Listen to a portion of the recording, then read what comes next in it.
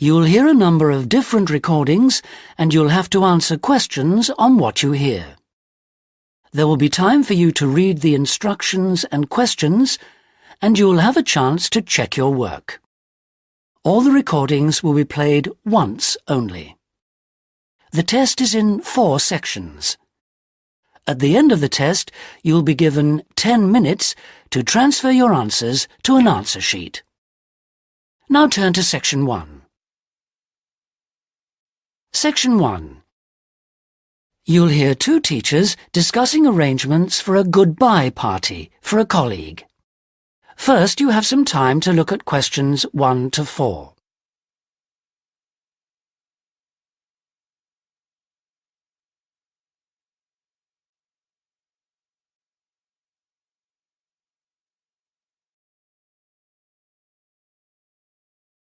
Now we shall begin. You should answer the questions as you listen because you will not hear the recording a second time. Listen carefully and answer questions 1 to 4. Hi, Tony. Thanks ever so much for coming. You know we've been asked to organise something for John's farewell. Yeah, sure. It's about time we started working out details. Exactly. We don't want to leave it so late that it's double the work. Right. Do you want me to take notes? Oh, that'd be great, thanks. Right. First thing is, when is the best time to hold it? Well, he leaves on the 24th of December. So what about the 22nd? Yeah, I think that's about right. We want it quite near the time, don't we? Sure. And what about a venue? In college? A hotel? I think a hotel will probably work out rather expensive. And I've been looking at the college dining room. That seems pretty reasonable. Fine. Yeah, why not? And then we ought to be thinking about invitations. Who mustn't we forget to invite? Well, obviously John and his wife. Oh, right. And the director. Uh-huh. The office staff. Yep. And all the teachers and all the students. Anyone else? Faculty heads? No, better draw the line. I don't think it's necessary. Yeah, you're right. I don't mind writing the invitations. When shall we get them out for? Enough time, but not too early. What about the 15th of December? Well, there are exams on the 16th. Better avoid them. 10th? Yeah, that should do it. Before you hear the rest of the conversation, you have some time to look at questions 5 to 10.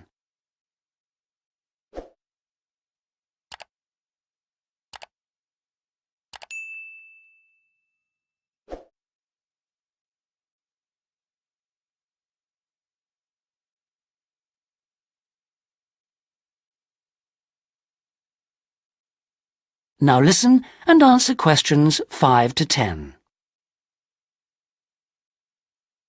So, what does that leave? Oh, yes, a present. Would you mind doing that? No, not at all.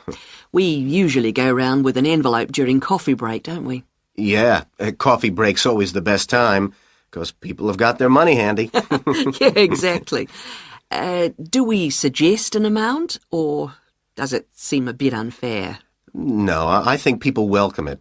We suggested $6 last time. Is that okay? Yeah, plenty, I would have thought, which should leave us with about $90. Have you any ideas for presents? Well, I've been having a little think. I thought, he loves music. Yeah, and books. So I thought I'd check on prices for, perhaps CD players? Yeah, that's a good idea. And also I thought maybe, a set of dictionaries. I heard him say he needed a good one. The other thing he was saying last week was that his computer printer had broken.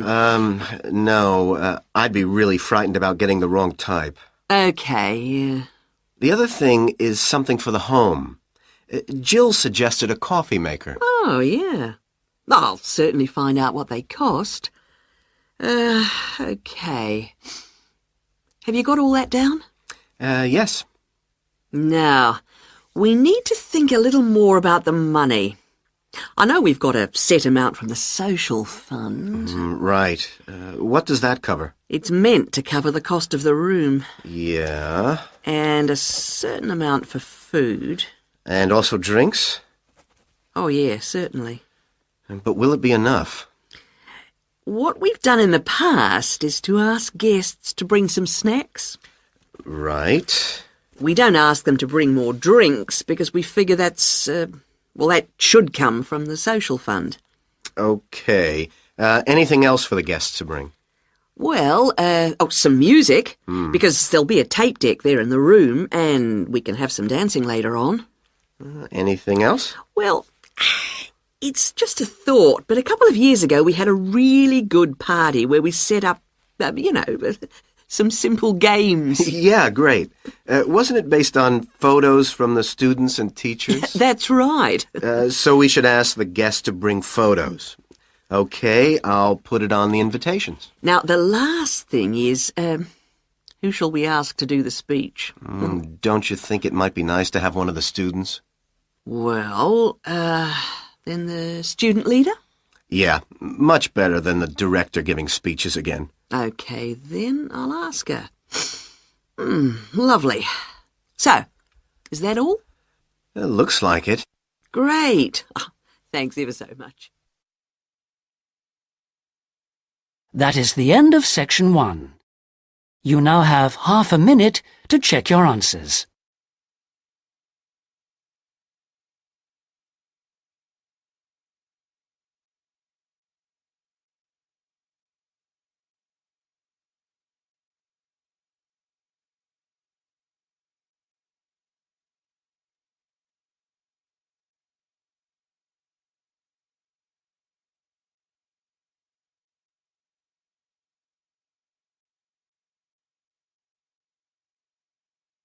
Now turn to section 2. Section 2. You'll hear a pre-recorded message on the Travelite Travel Agency information line. First, you have some time to look at questions 11 to 15.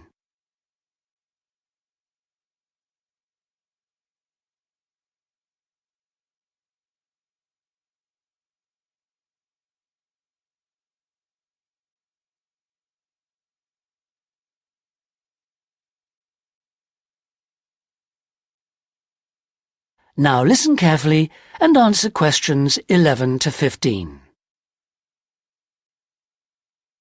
Thank you for calling the free Travelite Travel Agency information line. You will not be charged for this call. In order to deal with all calls effectively, we offer you a number of options. Please listen carefully and press your required number at the appropriate time or dial a new number. If you want to hear about special offers, please press 1. If you want to hear our latest price lists, please press 2. If you want to make a complaint, please press 3. If you want information about our new walking holidays, please press 4 now. Thank you for calling our Travelite Walking Holidays line. We have been offering a wide variety of walking holidays to suit all tastes for just 3 years, but already we have won 2 awards for excellence in this field. We offer guided walking tours to suit the discerning traveller in 12 different centres throughout the whole of Western Europe. We are planning to open our first centre outside this area in the coming year, so watch out for developments. But the pride of Travelite is the level of guidance and support we offer on our walks. All are planned in detail by our highly trained guides who all work in a variety of different Travelite locations, so we can guarantee standards.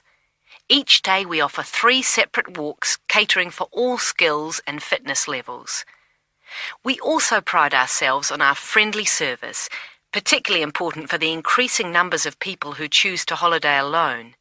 Unlike almost all travel operators who happily charge large supplements for single rooms, we guarantee that no single client will pay more, even when only double rooms are available for them.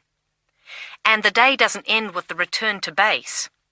After our dinner at communal tables designed to make all our guests feel part of a family atmosphere, entertainment is laid on nearly every night with tour leaders on hand to organise lectures, games, quizzes, and respond to any special request from guests.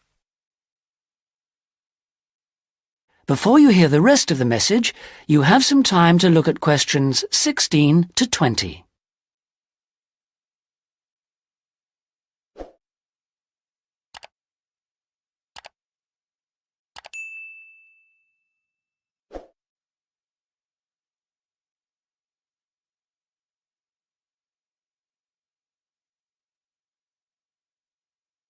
Now listen and answer questions 16 to 20. The following is a summary of costs and special inclusive offers on holidays for the coming summer. We have 3 lengths of holiday: 3-day, 7-day and 14-day. The 3-day holiday costs $180 for all accommodation, food and walking, and for the first time this year we are including in that price the cost of picking you up from the nearest station. The 7-day holiday costs $350 per person and, as well as including the offers of the 3-day holiday, also includes a magnificent book giving the local history. On top of that, we are able to include free maps for you to better enjoy the walking and even plan in advance if you wish.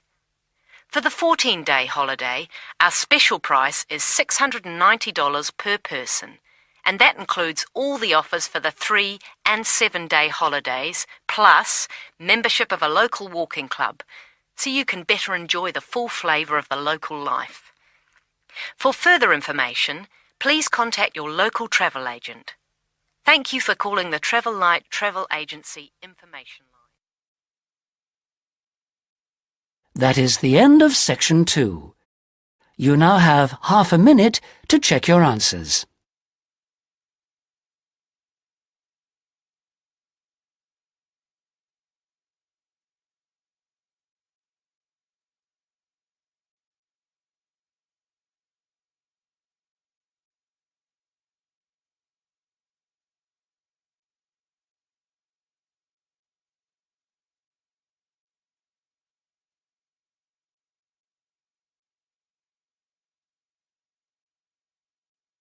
Now turn to Section 3.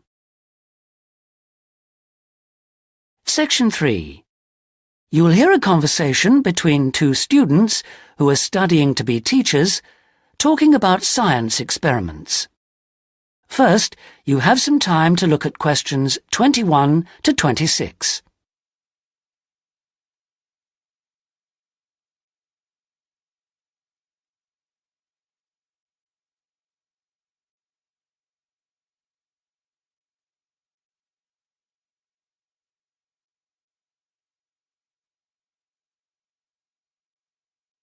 Now listen carefully and answer questions 21 to 26.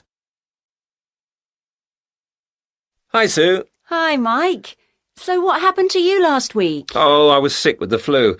What's this I hear about a big assignment we've got to do? Oh, well, basically, we've got to find 2 science experiments to do with a group of 8-year-old children at the local primary school.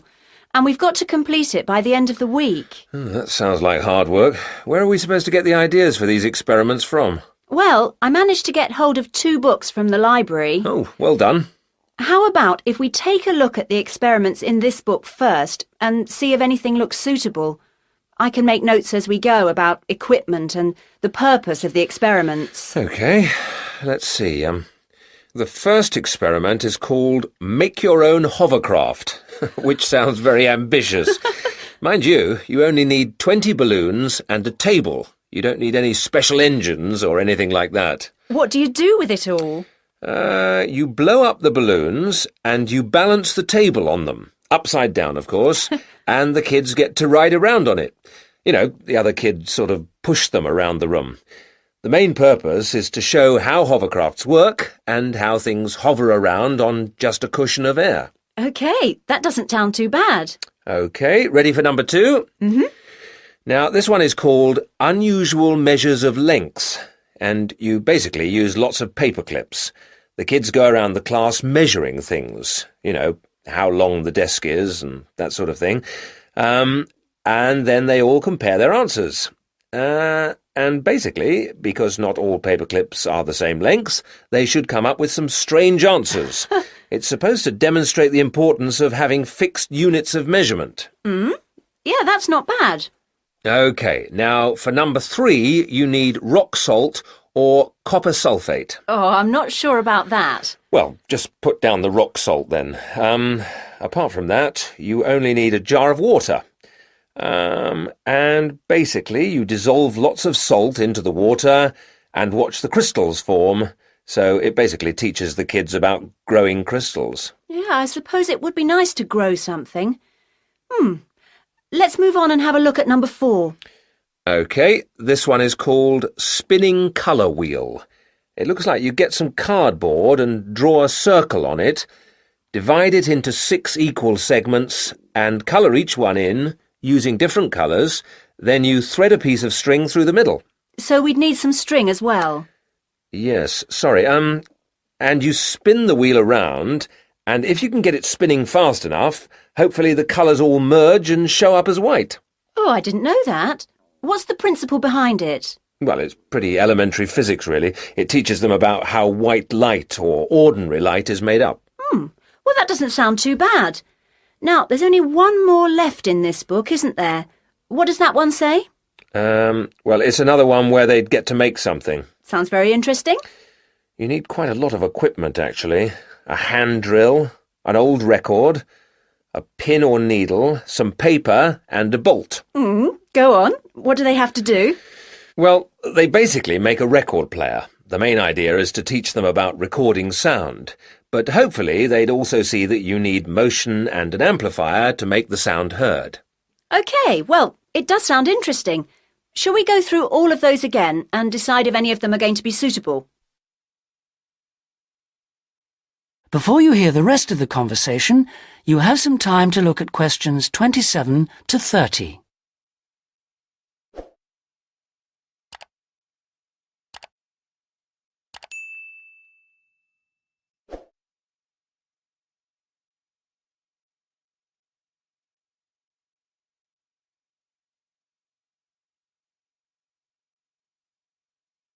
Now listen and answer questions 27 to 30. Right. Number 1. I thought this one sounded nice. There'd be lots of activity, and it doesn't need too much in the way of equipment. Yes, that's true, but don't you think it's a bit risky to get a group of 8-year-olds pushing each other around a classroom like that? Well, someone could get hurt.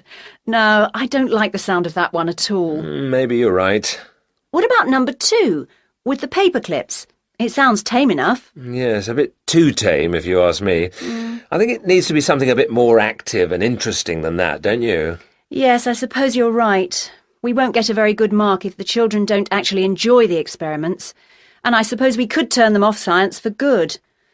Well, what about the next one, number 3? Now, I quite like the idea of this one. Yes, so do I, but I seem to remember when we did it at high school, we had to wait up to a fortnight before we saw any halfway decent results. Oh, yes. Well, that won't be any good then. We'll only see the kids for 1 or 2 hours at the most. Yes, and we have to do the experiments and write up our results within a week. So that one won't do at all. OK. Well, what did you think of number 4? I like the idea of it, but do you think it will be a bit elementary for them? Well, they are only 8, you know. I know, but you know what I mean. Don't you think the activity itself is a bit babyish? Maybe you're right. They might have fun, but I mean, cutting out a circle and colouring it in. OK. Well, what about number 5? I thought this one sounded a bit too good to be true. Great equipment. Yeah. But don't you think it's a bit ambitious for this age group? I mean, I don't want to start off something and then have to abandon it if they just can't cope with it. I could see us ending up doing just about all of the work for them. I guess you're right. Oh, well, maybe we could store that idea away for later. Yep. Let's hope this second book has something better. That is the end of section 3. You now have half a minute to check your answers.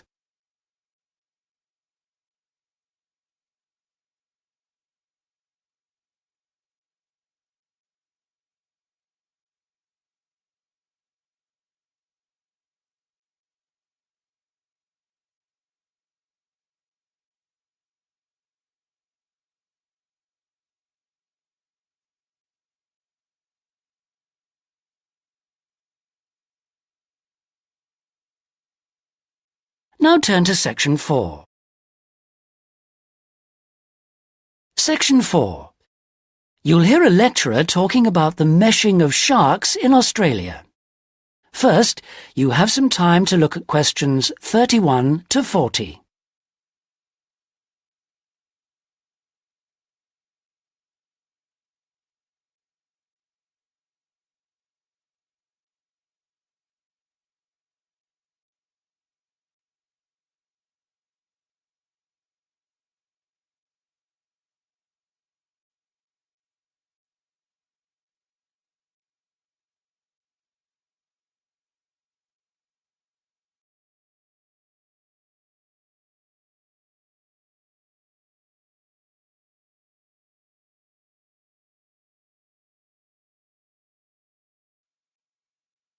Now listen carefully and answer questions 31 to 40. Today we're going to look at one of my favourite fish, the shark. As you know, sharks have a reputation for being very dangerous creatures, capable of injuring or killing humans. And I'd like to talk about sharks in Australia. Sharks are rather large fish, often growing to over 10 metres, and the longest sharks caught in Australia have reached 16 metres. Sharks vary in weight with size and breed, of course, but the heaviest shark caught in Australia was a white pointer. That weighed 795 kilograms. Quite a size. Sharks have a different structure to most fish. Instead of a skeleton made of bone, they have a tough, elastic skeleton of cartilage. Unlike bone, this firm, pliable material is rather like your nose and allows the shark to bend easily as it swims. The shark's skin isn't covered with scales like other fish. Instead, the skin's covered with barbs, giving it a rough texture like sandpaper. As you know, sharks are very quick swimmers. This is made possible by their fins, one set at the side and another set underneath the body, and the tail also helps the shark move forward quickly. Unlike other fish, sharks have to keep swimming if they want to stay at a particular depth, and they rarely swim at the surface. Mostly they swim at the bottom of the ocean, scavenging and picking up food that's lying on the ocean floor. While most other animals, including fish, hunt their prey by means of their eyesight, sharks hunt essentially by smell. They have a very acute sense of smell, and can sense the presence of food long before they can see it.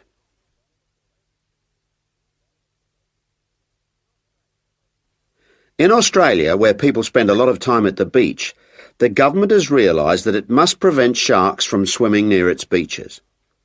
As a result, they've introduced a beach netting program. Beach netting, or meshing, involves setting large nets parallel to the shore. This means that the nets on New South Wales beaches are set on one day and then lifted and taken out to sea on the next day. When shark netting first began in 1939, only the Sydney metropolitan beaches were meshed. These beaches were chosen because beaches near the city are usually the most crowded with swimmers. 10 years later, in 1949, systematic meshing was extended to include the beaches to the south of Sydney. As a result of the general success of the program in Sydney, shark meshing was introduced to the state of Queensland around 1970. The New Zealand authorities also looked at it, but considered meshing uneconomical, as did Tahiti in the Pacific. At around the same time, South Africa introduced meshing to some of its most popular swimming beaches. When meshing began, approximately 1,500 sharks were caught in the first year. However, this declined in the years that followed, and since that time the average annual catch has been only about 150 a year. The majority of sharks are caught during the warmest months, from November to February, when sharks are most active, and when both the air and the ocean are at their maximum temperature. Despite quite large catches, some people believe that shark meshing is not the best way to catch sharks. It's not that they think sharks are afraid of nets or because they eat holes in them, because neither of these is true.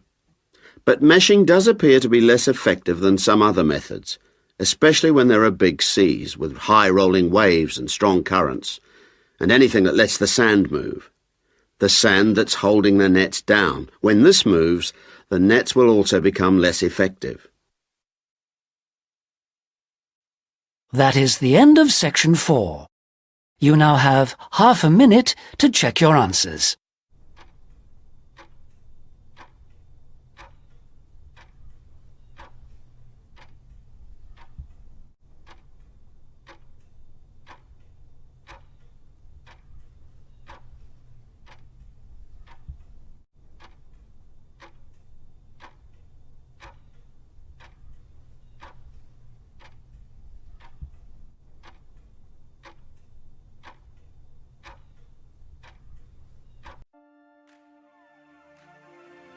That is the end of the listening test. In the IELTS test, you would now have 10 minutes to transfer your answers to the answer sheet.